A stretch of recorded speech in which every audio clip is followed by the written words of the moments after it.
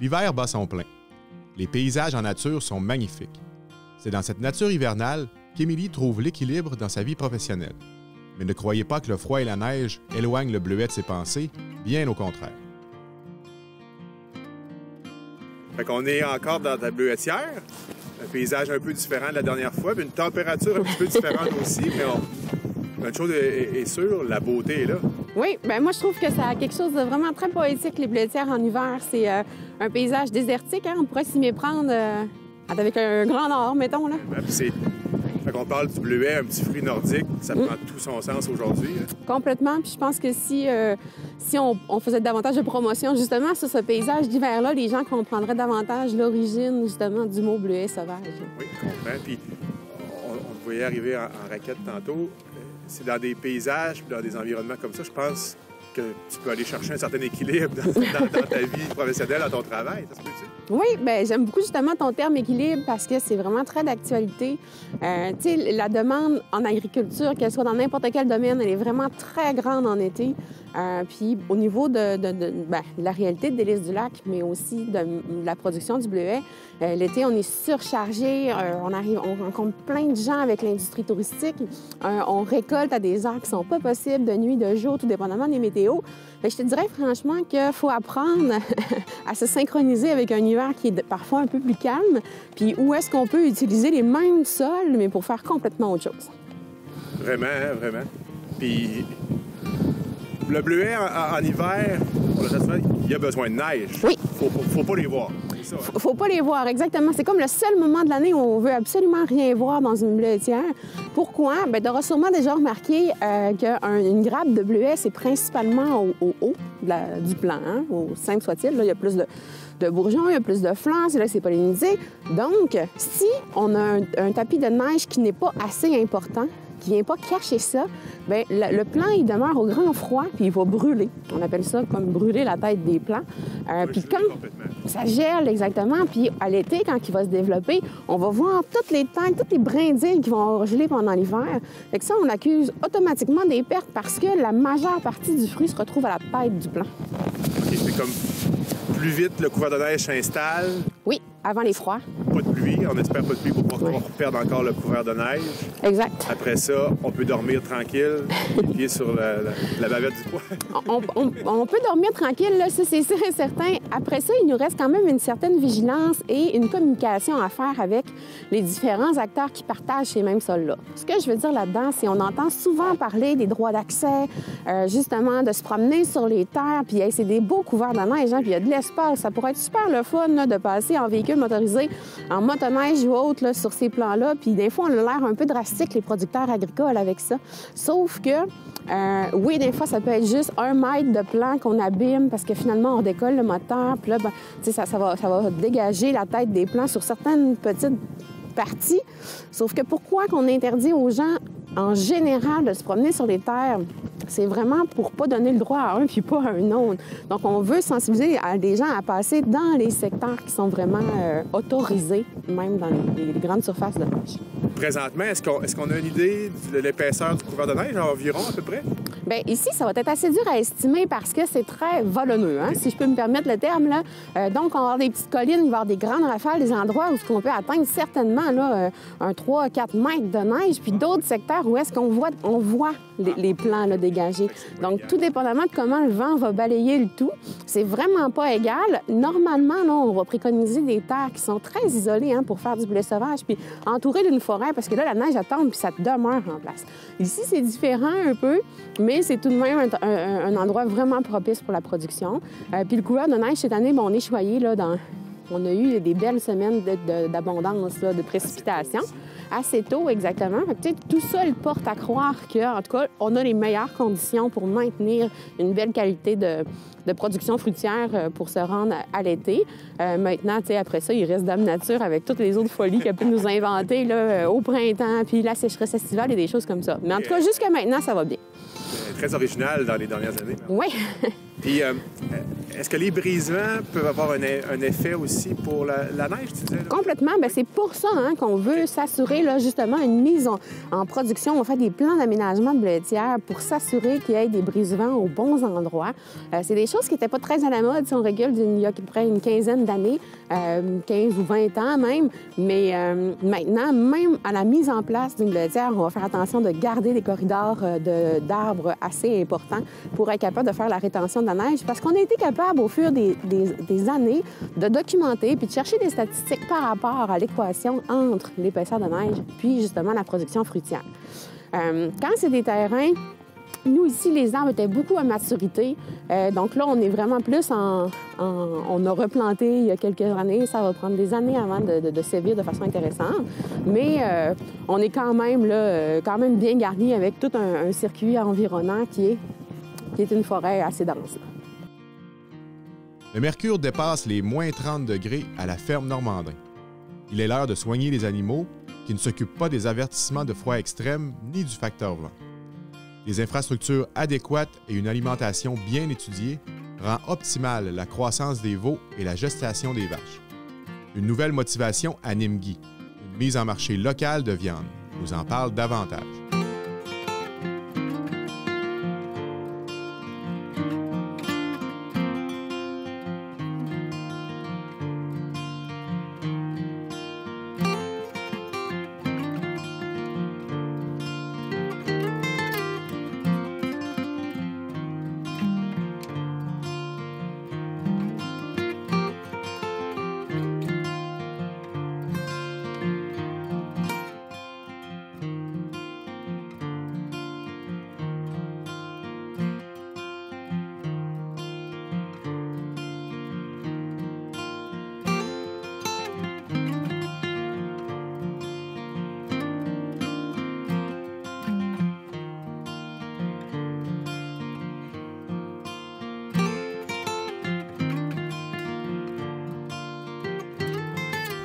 Ouais, c'est un complément cette année, vu les prix des grains dispendieux. Là. C'est un complément, c'est que ça remplace le grain. Puis, avec un minéral, puis c'est ça qui fait la ration des bouvillons en engraissement. OK. Ça, tu disais que ça provient d'une usine de biscuits? Non, ça provient d'une usine à Drummondville. C'est Nutrinor qui... c'est la Fédérée qui... Ça appartient à Fédérée, puis eux autres, ils ont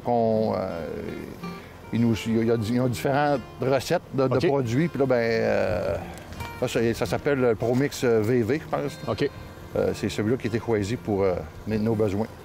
C'est la nutritionniste de la Fédérée, là, Elisabeth Lepage, qui fait la ration. Puis, ça mélange de grains? C'est écrit qu'il y a des résidus de maïs, des résidus de soya. OK. Des autres résidus, je ne sais pas trop. Là. Mais, pour faire un complément, puis c'est à partir de ça qu'on fait la ration, qu'on donne... Avec l'ensilage? Oui. À tous les matins? Oui.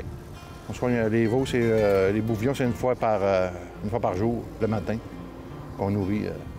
Ça, c'est des bouvillons qui sont nés au printemps? Oui, ils sont nés avril-mai.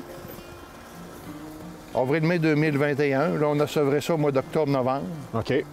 Là, on a commencé à en sortir... OK, il y en a qui sont commencés... en décembre, puis en janvier, il y en a sorti.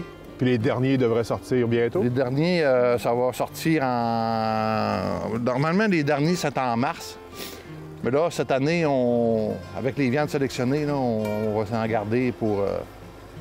Oui, d'ailleurs, vous avez commencé une mise en marché avec les viandes sélectionnées du Nord? Oui. Vous êtes regroupés certains producteurs? Oui, on est 3 producteurs. Alain Bouliane, Saint-Augustin, Ferme Marécage, Sylvain Larouche à Saint-Félicien. Puis il y a ici, à Normandin, là, les viandes sélectionnées du Nord. Ça va bien? Oui. La réponse est là? Oui. Je pense que les gens l'ont essayé. Puis plusieurs clients, ça fait plusieurs fois qu'ils commandent. Là, puis ça se fait sur Messenger, là, les viandes sélectionnées du Nord. Puis les gens donnent leur commande. Puis quand on débite, là, on prépare le... Ça se trouve à être les veaux de ces 3 producteurs-là? Oui, c'est ça. C'est des bouvillons des 3 producteurs en question. Fait qu'on est capable de retrouver une viande locale au nord du Lac-Saint-Jean? Oui. Présentement, c'est abattu à Ferme-Harvey, à Saint-Jean-d'Arc. OK. C'est là que c'est débité, puis on achemine par livraison 3F là, OK. aux clients. Bon, fait que c'est assez local de A à Z. Oui, oui, oui. Ah, mais c'est le fun. C'est du travail, par exemple? Oui, c'est beaucoup d'énergie, la mise en marché, là, mais C'est de la décoller, puis on de va faire partir la roue. décoller ça, là, faire partir la roue, puis c'est positif.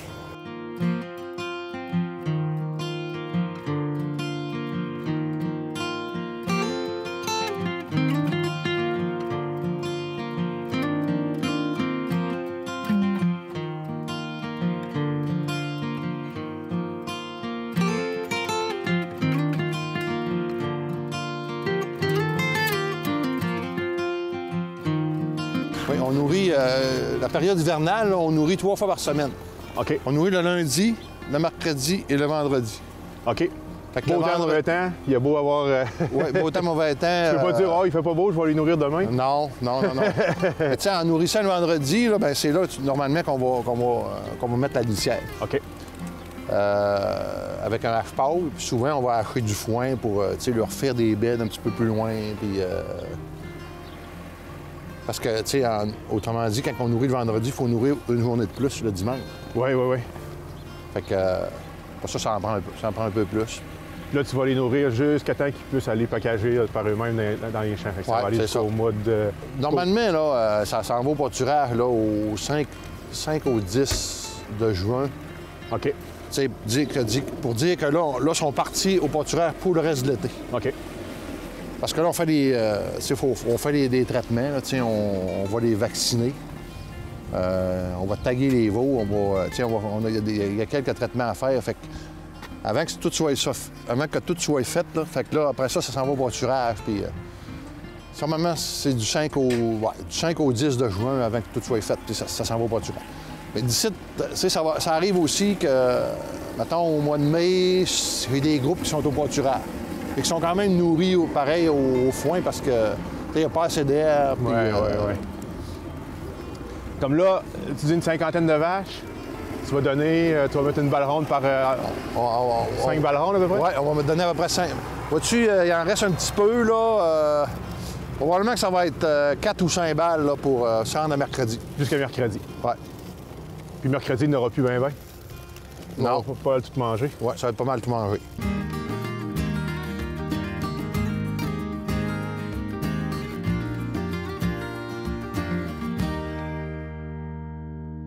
Bonjour Gilles. Bonjour François. Aujourd'hui, tu nous amènes sur un sujet qui est encore là, on va apprendre beaucoup, puis qui n'est pas nouveau, c'est la présence des femmes en agriculture. Absolument. Dieu sait que les femmes ont joué un rôle important dans l'agriculture, dans la famille et aussi dans l'agriculture. Mais je pense que ça va être intéressant d'en parler aujourd'hui. On en entend moins parler et disons-le, elles étaient un peu dans l'ombre de leur mari à l'époque. Mais les femmes ont été des piliers pour les familles dans le domaine de l'agriculture. Contrairement à ce que certains peuvent croire, historiquement, elles ont largement participé aux travaux de la terre tout en élevant leur famille, leurs enfants, leurs nombreux enfants, disons-le. Comme Eutrope Gagnon, personnage du populaire roman de Louis Aymon, a déjà dit, en parlant de Maria Chapdelaine, « Vous êtes vaillante, Maria, et accoutumée à l'ouvrage. Mais moi aussi.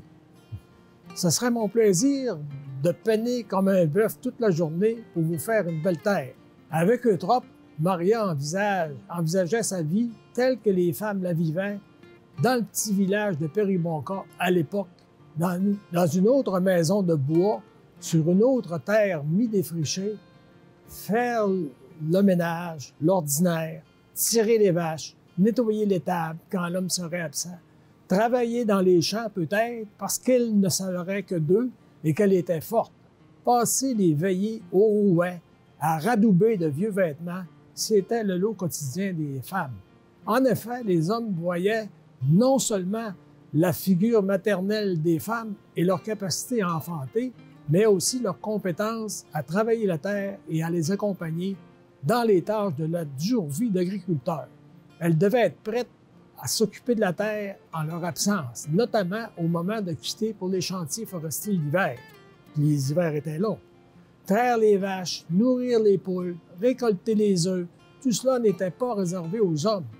À eux seuls, ils n'auraient pu fournir suffisamment d'énergie pour gérer toute une ferme.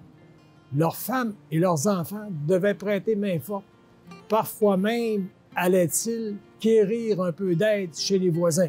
Il y avait beaucoup d'entraide entre les voisins. Il est vrai que les mères et les jeunes filles avaient amplement de quoi se tenir occupées avec les travaux de la maison, tissage, couture des vêtements, repassage, cuisine des repas, lessive à la main et bien d'autres menus travaux du quotidien. Tout cela à travers les soins des enfants. Mais l'agriculture n'était pas qu'une affaire d'hommes.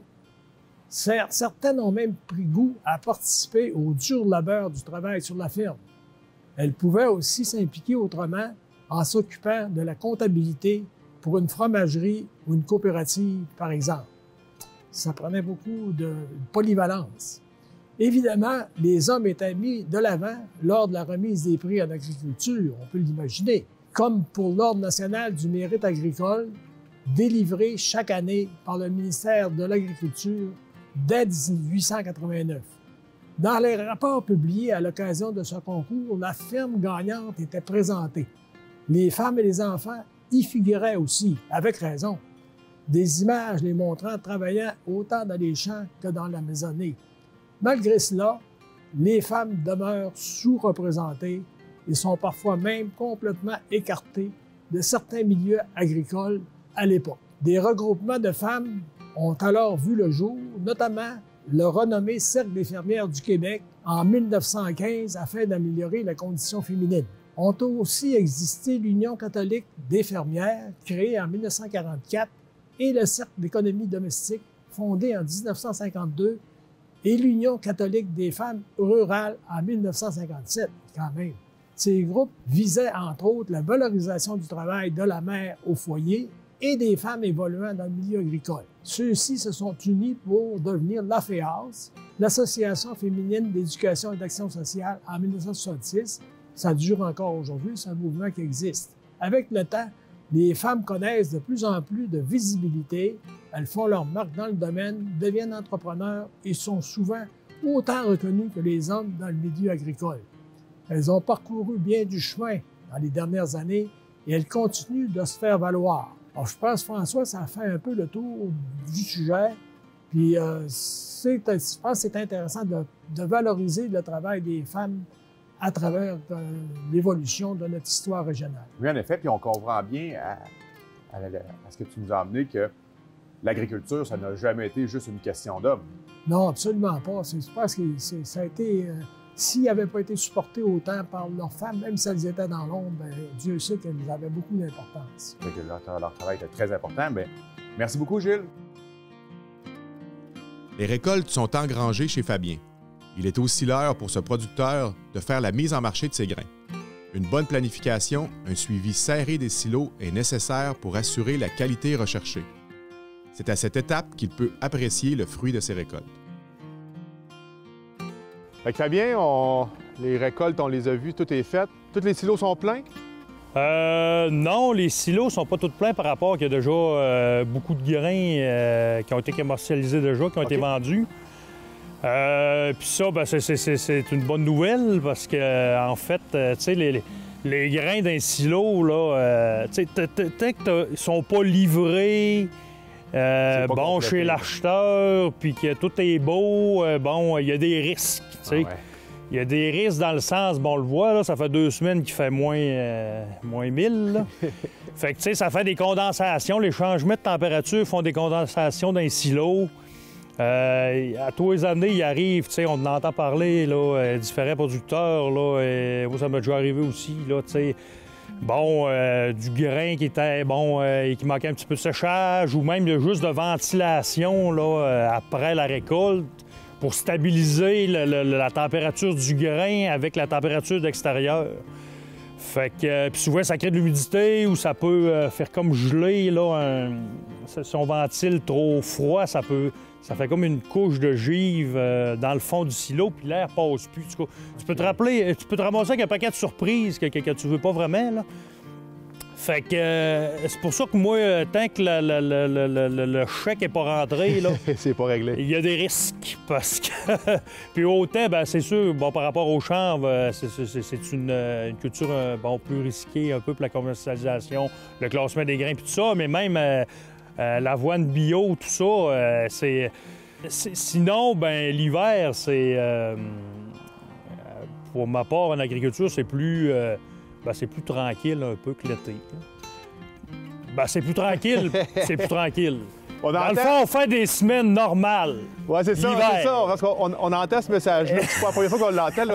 Le tranquille, on commence à le comprendre, là, que c'est plus normal. C'est plus normal, c'est moins, il y a du travail.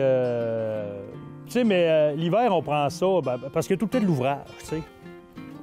On dirait qu'à tous les années, on pense venir à bout de la lisse, mais on se ramasse au printemps puis on est recommencé une nouvelle saison. Fait que peut-être que ça va être l'année prochaine là, que la liste on va réussir à l'écouler.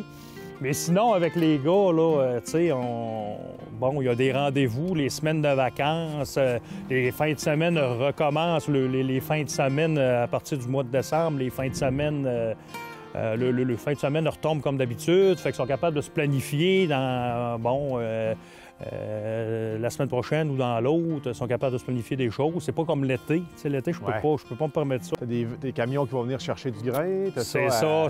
Ben, comme aujourd'hui, justement, là, Éric, on est en train de nettoyer ça pour... parce que demain, il y a une vanne de chanvre, justement, qui part au nettoyage.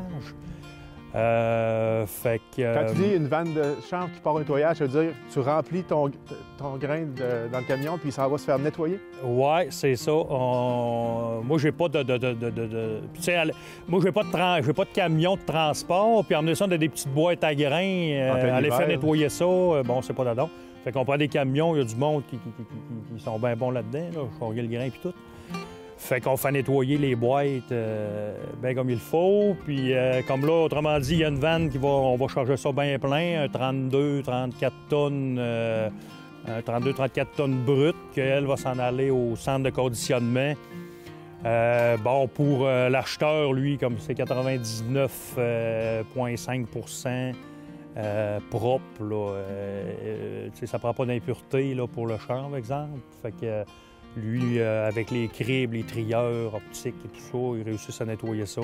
Puis après ça, c'est livré aux acheteurs, soit il y en a un au Québec, puis au Manitoba. OK. Ça va se retrouver.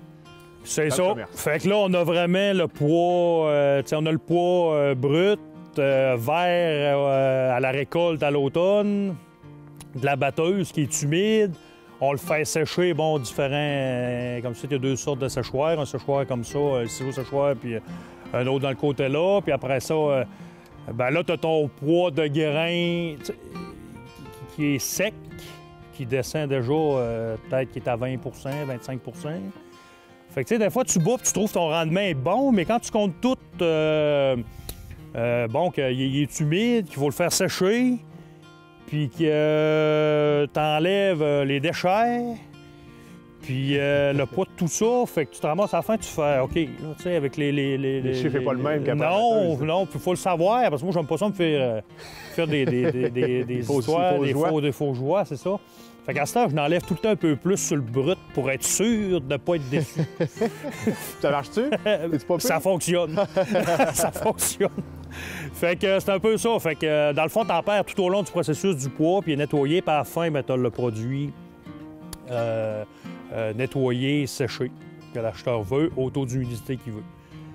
Pour les autres grains, c'est la même chose, là, mais c'est des critères différents. Là, tout dépendant, c'est de la semence. Comme ça, ce chanvre-là, lui, il s'en va pour la consommation. Il va se retrouver ses tablettes des épiceries. Oui, lui, il s'en va consommation. C'est du grain de consommation humain.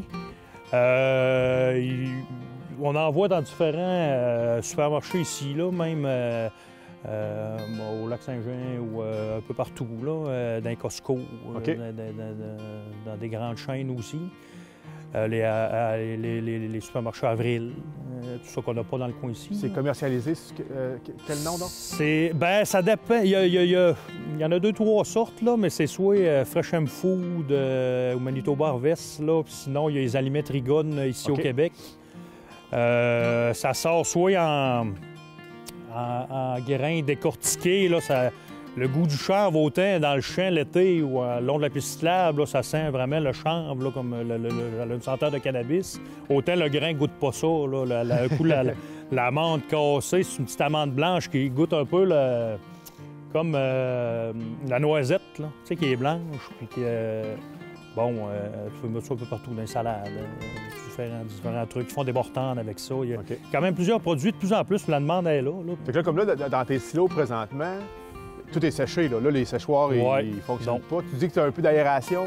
Oui, l'aération, c'est la tempête, c'est vraiment les changements de température là, qu'il faut ajuster, remettre le grain à la même température. Parce que, tu sais, c'est une masse de grain. Oui. Tu sais, lui, autrement dit, le grain, il est comme, mettons, une température X au milieu.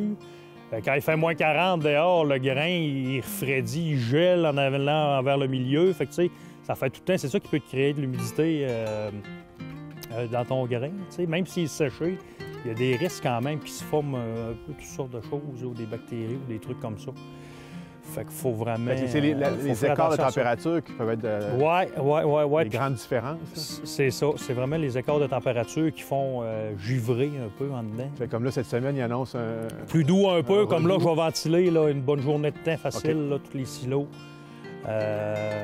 pour rebalancer ça un peu, là, puis ça fait aérer le grain. Ça va être tout vide avant de recommencer au... Oui, on espère. Normalement, c'est pas mal vide au printemps. Là, mai-juin, tout est sorti. OK. Ça a déjà arrivé que ça retarde des lots là, un peu plus tard dans l'été. Là. Mais sinon, le but, c'est de le sortir plus vite. Somme toute, tu es satisfait de ta saison? Oui, quand même. Malgré la sécheresse, ça a été quand même bien bon. Là. Ça a été bien correct. Surpris du poids du grain, surtout, que je m'attendais à voir qu'on a un peu gros dos. Souvent, c'est la grosseur du grain qui est plus petite, qui fait qu'il est moins pesant, fait qu'il détend.